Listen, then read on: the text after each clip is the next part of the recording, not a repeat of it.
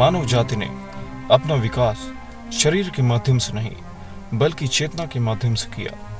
मानव चेतना का ही एक उदाहरण है मनुष्य द्वारा लोहे का प्रयोग। मानव इतिहास में लौह काल की अवधि को क्षेत्र के आधार पर 1200 ईसा पूर्व से 600 ईसा पूर्व के बीच में माना जाता है। लौह काल के दौरान यूरोप, एशिया और अफ्रीका के कुछ हिस्सों में लोगों ने लोहे और स्टील के उपकरण और हथियार बनाना शुरू किया। प्राचीन ग्रीस से कुछ साम्राज्यों के लिए लौह युग की शुरुआत सांस्कृतिक गिरावट के साथ शुरू हुई। ऐसा माना जाता है कि मनुष्यों ने पूरे कांस्य युग में निम्न मात्रा में लोहे को गलाया। हालांकि उन्होंने लोहे को एक निम्न स्तर की धातु के रूप में देखा। उनके लोहे के औजार उनके कांस्य के हथियार या औजारों की तरह मजबूत नहीं थे।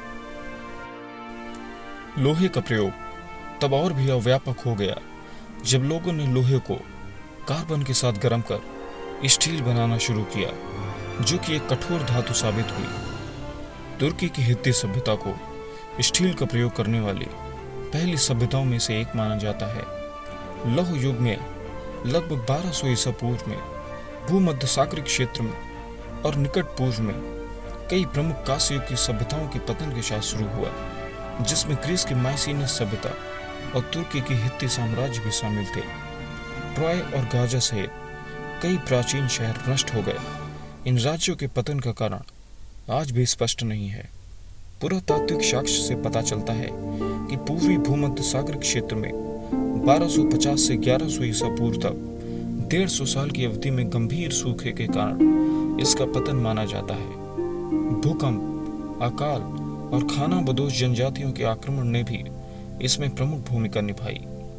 कुछ विशेषज्ञों का मानना है कि व्यापार मार्ग में व्यवधान के कारण इस समय के आसपास कांस्य बनाने के लिए तांबा और टीन की कमी होने लगी। परिणाम स्वरूप धातु के रूप में विकल्प सिर्फ लोहा ही बचा।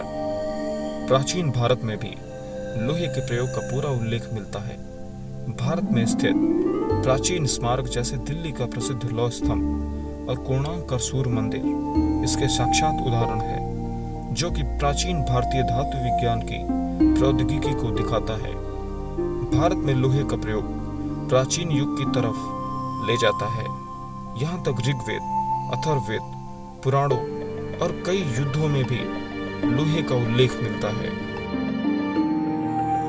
एक अध्ययन के अनुसार लोहा भारत में आदिकालीन से 3000 वर्षों से भी अधिक समय से उत्पन्न हो रहा है, जो कि भारतवर्ष की प्राचीनता को भी दिखाता है।